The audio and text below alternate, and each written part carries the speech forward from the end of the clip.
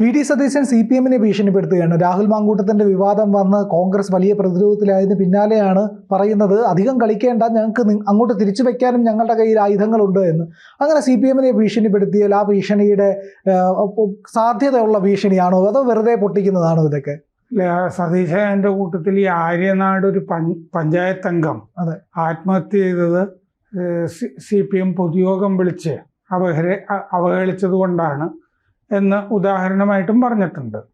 CPM ഒരു party എന്നുള്ള നിലയ്ക്ക് പാർട്ടി അംഗം തന്നെ ഏതെങ്കിലും ഒരു ഘട്ടത്തിൽ പാർട്ടി അംഗത്തിനെ പുറത്താക്കുകയാണെങ്കിൽ പിന്നെ സമൂഹത്തിൽ ജീവിക്കാൻ പറ്റാതെ ആക്കും.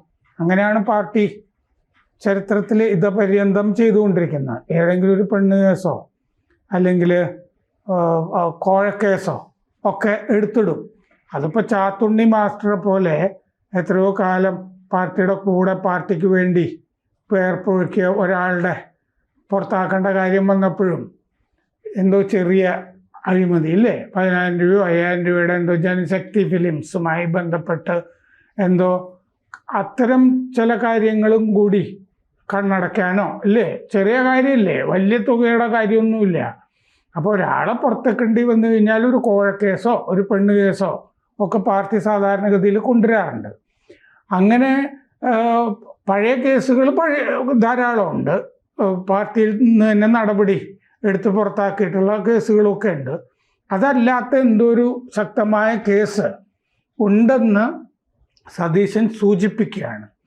സതീശൻ സൂചിപ്പിക്കുമ്പോൾ അത് ഇതുവരെ പുറത്തു വരാത്ത ഏതോ ഒരു കേസ് സതീശൻ്റെ കയ്യിലുണ്ട് എന്നാണല്ലോ സതീശൻ പറയുന്നത്. കൃഷ്ണകുമാർ, പാലക്കാട്ടെ BJP നേതാവ് കൃഷ്ണകുമാർ ഇന്നലെ പറഞ്ഞിരുന്നു അദ്ദേഹത്തിൻ്റെ കയ്യിൽ കുറേ വാട്സാപ്പ് ചാറ്റുകളും കാര്യങ്ങളും ഒക്കെ ഉണ്ട്. അത് പുറത്തു വന്നു കഴിഞ്ഞാൽ പിന്നെ കോൺഗ്രസ്സിന് നിലനിൽക്കാൻ പറ്റില്ല എന്ന് അദ്ദേഹവും പറഞ്ഞിരുന്നു. അപ്പോൾ BJPയുടെ ഒരു ഭീഷണി സതീശനെതിരെ ഇല്ലേ, സതീശനെ പറ്റി എന്നല്ല ഞാൻ പറയുന്നത്, സതീശൻ പ്രതിനിധാനം ചെയ്യുന്ന പാർട്ടിക്കെതിരെ ഭീഷണി BJPയുടെ ഭാഗത്തു നിന്ന് പാലക്കാട്ട് നിന്ന് ഉണ്ടായിട്ടുണ്ട്. വേറെ ഏതൊക്കെയോ പുറത്തു വരാത്ത സാധനങ്ങൾ ഉണ്ട്.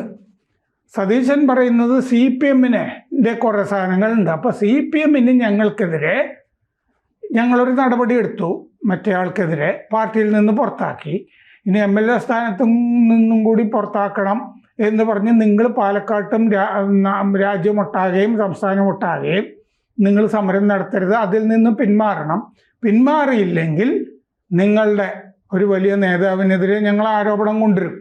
ഇതാണല്ലോ സതീശൻ പറയുന്നത്. സതീശൻ്റെ ഈ സമീപനത്തിനോട് എനിക്ക് യോജിപ്പില്ല. ഇങ്ങനെയൊന്നും അല്ല രാഷ്ട്രീയം നടന്നുകൊണ്ടിരുന്നത്. ഇങ്ങനെ ഭീഷണിപ്പെടുത്തി ബ്ലാക്ക് മെയിൽ രാഷ്ട്രീയം എന്നൊക്കെ പറയില്ലേ, അങ്ങനെയല്ല നമ്മൾ ഈ പൊതു ഇടത്തിൽ പെരുമാറേണ്ടത്. ഇങ്ങനൊരു സംഗതി ഉണ്ടെങ്കിൽ വെച്ചുകൊണ്ടിരിക്കുന്നത് ക്രിമിനൽ കുറ്റമാണ് കയ്യിൽ. കാരണം എന്താണെന്ന് വെച്ചാൽ ഒരു പാതകം നടന്നിട്ടുണ്ട് എന്നുള്ളതാണല്ലോ. ആ പാതകം CPM മറച്ചു വച്ചിരിക്കുന്നു. അങ്ങനെയാണെങ്കിൽ ആ പാതകം ഇപ്പോൾ നമ്മുടെ നിയമം എന്താണെന്ന് വെച്ച് കഴിഞ്ഞാൽ നിങ്ങൾ ഒരാൾ ഒരു കൊലപാതകം ചെയ്തിട്ടുണ്ട് എന്നുള്ളത് അറിഞ്ഞുകൊണ്ടിരിക്കട്ടെ, നിങ്ങൾക്ക് തന്നെ ആ പ്രതിയെ അറസ്റ്റ് ചെയ്യാം, പോലീസ് വരണമെന്നില്ല. അങ്ങനെ നമ്മുടെ നിയമത്തിൽ വകുപ്പുണ്ട്.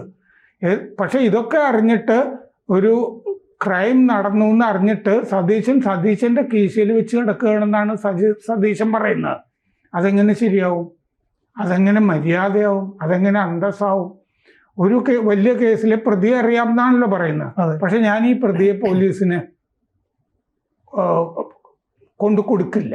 ഇതാണ് സതീശൻ്റെ നിലപാട്. അത് പൊതുരംഗത്ത് നിൽക്കുന്നവർ സ്വീകരിക്കേണ്ട നിലപാടല്ല, ആശാസ്യമല്ല. അതായത് പക്ഷേ CPM ഇതിനകത്ത് പറയുന്നത് അങ്ങനെ ഒരു ബോംബ് വീഴാനില്ല, ഞങ്ങൾക്കൊന്നും ഭയക്കാനില്ല. ഗോവിന്ദ മാസ്റ്റർ വളരെ കോൺഫിഡൻസോടുകൂടിയാണ് പറയുന്നത്. ഇപ്പോൾ ബോംബെല്ലാം വീണുകൊണ്ടിരിക്കുന്നത് കോൺഗ്രസിനകത്താണ്, പിന്നെ ഞങ്ങൾ എന്തിനാണ് പേടിക്കുന്നത്, കോൺഗ്രസിനല്ലേ ഈ പരിഭ്രമത്തിൻ്റെയൊക്കെ ആവശ്യമുള്ളൂ. ഇതെന്ത് കോൺഫിഡൻസ് ആണ് CPM-ന്? അത് എന്താണെന്ന് വെച്ച് കഴിഞ്ഞാൽ കോൺഗ്രസ്സുകാരെ പറ്റി ഒരുപാട് സംഗതികൾ അവരുടെ കയ്യിലും കാണുമായിരിക്കും. അതെന്താണെന്ന് വെച്ചാൽ ഇപ്പോൾ ഈ ആരോപണം വന്നത്, രാഹുൽ മാങ്കൂട്ടത്തിൻ്റെ ആരോപണം കൊണ്ടുവന്നത് തന്നെ മറ്റേ രാജേഷ് കൃഷ്ണയുമായി ബന്ധപ്പെട്ട് MP ഗോവിന്ദൻ്റെ മകൻ ശ്യാംജിത്തിനെതിരെ ചില ആരോപണങ്ങൾ മറ്റേ ചെന്നൈയിലെ വ്യവസായി കൊണ്ടുവന്നിരുന്നല്ലോ. അത് ഇങ്ങനെ കത്തി നിൽക്കുമ്പോൾ അതിൻ്റെ വീര്യം കുറയ്ക്കാൻ വേണ്ടി മാങ്കൂട്ടത്തിലിൻ്റെ, കാരണം മാങ്കൂട്ടത്തിലുമായി ബന്ധപ്പെട്ട ആരോപണം കൊണ്ടുവന്ന ആളുകൾ CPM-മായി ബന്ധപ്പെട്ടവരാണ്. ആ നടി എന്ന് പറഞ്ഞത് പറവൂരിലല്ലേ, ഒരു പാർട്ടി കമ്മിറ്റിയിൽ അംഗമായ ആളുടെ മകളാണ് ആ സിനിമയായി ബന്ധപ്പെട്ട ആള്. പിന്നെ ഒരു എഴുത്തുകാരി അവരും ഇടതുപക്ഷത്തിൻ്റെ റാണി ഭാസ്കരൻ CPM സഹയാത്രികയാണ്. അങ്ങനെ രണ്ടുപേര്. വലിയൊരു ആരോപണമൊന്നും അണി ഭാസ്കരനെ ഉന്നയിക്കാനും ഉണ്ടായിരുന്നില്ല. ഇങ്ങനെ ചാറ്റ് ചെയ്ത് നോക്കി നിർത്തി എന്ന് മാത്രമേ ഉള്ളൂ. ഒരു വലിയ തോതിൽ ഒരു ആരോപണമായിട്ട് അത് എടുക്കാനും പറ്റില്ല. പക്ഷെ വന്നത് CPM-കാരാണ്. അതിൽ ഒരെണ്ണം നേരെ 3 കൊല്ലം മുമ്പേ VD സതീശന് അറിയാവുന്നതുമാണ് അല്ലേ, വടക്കംപറവൂരിലെ കുട്ടിയാണ്. ആ കുട്ടി 3 കൊല്ലം മുമ്പേ പറഞ്ഞിട്ടുള്ളതാണ് ഇയാളൊന്ന് പരിഷ്കരിക്കാൻ വേണ്ടിയിട്ട്, നവീകരിക്കാൻ വേണ്ടി അല്ലേ. ആ കുട്ടി നടത്തിയത് ഒരു നവീകരണ ധ്യാനം ആയിരുന്നു. അതാണ്. അപ്പൊ നവീകരണ ശ്രമമായിട്ടാണ്, അല്ലാതെ ഇയാളെ ഈ സ്ഥാനത്ത് നിന്ന് പുറത്താക്കണമെന്നൊന്നും ആ കുട്ടി ഇല്ലേ, കുട്ടി ഒരു CPM കുടുംബത്തിലെ കുട്ടിയാണെങ്കിൽ പോലും ഇത്രയേ ഉണ്ടായിരുന്നുള്ളൂ എന്നാണ് അവകാശപ്പെടുന്നത്. പക്ഷെ സതീശൻ അവകാശപ്പെടുന്നത് ഇതൊന്നുമല്ല. വലിയ ബോംബ് എന്ന് പറയുമ്പോൾ ഏതോ മന്ത്രിയെ പറ്റി അല്ലേ, മന്ത്രിസഭയ്ക്ക് ഭീഷണിയാകണമല്ലോ വലിയ ഭീഷണിയാണെങ്കിൽ. ഏതോ ഒരു മന്ത്രിയെ പറ്റി എന്തോ ഒരു ബോംബുണ്ട് എന്നുള്ളതാണല്ലോ. ആ ആറ്റം ബോംബ് എന്ന് പറഞ്ഞാൽ നേരത്തെ ഈ രാഹുൽ ഗാന്ധി പറഞ്ഞ പോലത്തെ ഈ പൊട്ടക്കണക്ക് കൊണ്ടുള്ള പിന്നീട് സഞ്ജയ് കുമാർ എന്ന് പറഞ്ഞ് പൊട്ടക്കണക്ക് കൊടുത്ത ആൾ തന്നെ വന്ന് മാപ്പ് പറഞ്ഞില്ലേ, അതുപോലത്തെ ബോംബല്ല എന്ന് നമുക്ക് വിചാരിക്കാം. സതീശൻ ബോംബാണെന്ന്. പക്ഷെ ബോംബ് ഇങ്ങനെ കയ്യിൽ വെച്ചുകൊണ്ടിരുന്നാൽ അത് നിർവീര്യമായി പോകും. ഇത് നമ്മളെടുത്ത് പൊട്ടിക്കുമ്പോഴല്ലേ കാര്യമുള്ളൂ.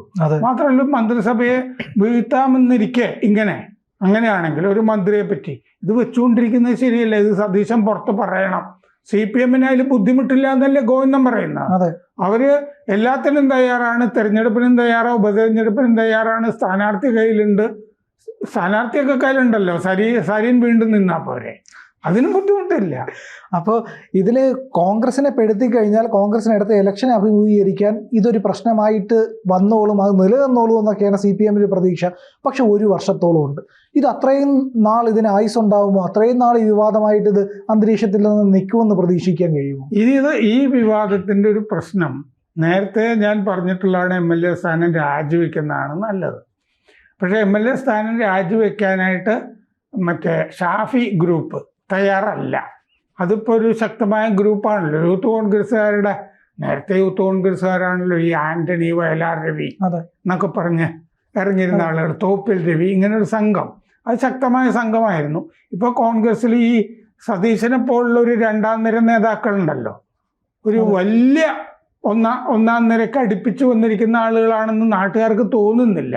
മുഖ്യമന്ത്രി സ്ഥാനാർത്ഥികളാണെന്ന് തോന്നുന്നില്ല. കാരണം സതീശൻ മന്ത്രിയായിട്ടില്ലല്ലോ ഇതുവരെ. മന്ത്രിയായ പരിചയമൊന്നുമില്ലല്ലോ. മുഖ്യമന്ത്രി സ്ഥാനാർത്ഥിയാകണമെന്ന് മോഹം ഉണ്ടെങ്കിൽ പോലും. പക്ഷേ ഈ അങ്ങനെ ഒരു സംഭവം പാലക്കാട് ഒരു ഉപതെരഞ്ഞെടുപ്പിനെ അഭിമുഖീകരിക്കാനായിട്ട് പ്രയാസമുണ്ട് എന്ന് മനോരമയുമായിട്ടുള്ള അഭിമുഖത്തിൽ സതീശൻ പറഞ്ഞിട്ടുണ്ട്. ഉടനെ ഒരു ഉപതെരഞ്ഞെടുപ്പിനെ അങ്ങനെ അദ്ദേഹം പറഞ്ഞിരിക്കുന്ന ഉപതെരഞ്ഞെടുപ്പിലേക്ക് ജനങ്ങളെ, വോട്ടർമാരെ തള്ളിവിടാനായിട്ട് ഞങ്ങൾക്ക് പ്രയാസമുണ്ടെന്ന്. അതിനർത്ഥം അഭിമുഖീകരിക്കാൻ പേടിയാണെന്നുള്ളതാണല്ലോ. വോട്ടർമാരെ അഭിമുഖീകരിക്കാൻ. വോട്ടർമാരിപ്പോൾ നിലമ്പൂരിലൊക്കെ വോട്ട് ചെയ്തില്ലേ, വോട്ടർമാരെ ഇളക്കി ബൂത്തിലെത്തിക്കുന്നതിൻ്റെ ചുമതല രാഷ്ട്രീയക്കാർക്കുള്ളതാണല്ലോ.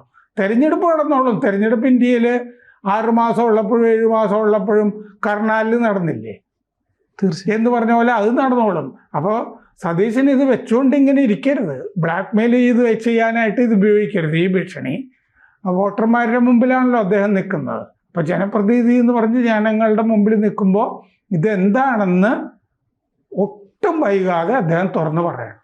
കൂടുതൽ വാർത്തകളും വിശേഷങ്ങളും നിങ്ങളിലേക്ക് എത്താൻ ABC മലയാളം സബ്സ്ക്രൈബ് ചെയ്യുക, ബെൽ ബട്ടണും അമർത്തുക.